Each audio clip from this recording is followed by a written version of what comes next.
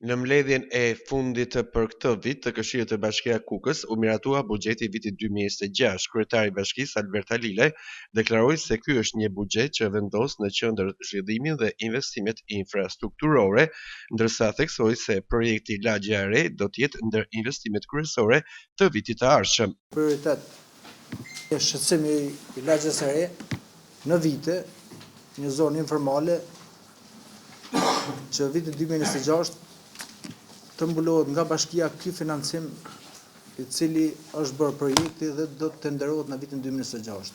Është nevojë emergjence Lagja e Re për shkak edhe shtrirjes së saj dhe pozicionimit jo të rregullt sipas kritereve formale do bëhen me rrugë, me trotuare, me ndriçim dhe do jetë model Lagja e Re në vitin 2026. Këto kanë pasur si prioritet të kësaj zonës edhe pjesën nga rreth rrotullimit. Trotuari është shumë problem për lëvizjen e fëmijëve në shkolla, në qerë dhe në nxënësve dhe me radhë, që kemi diskutuar shumë gjatë vitit.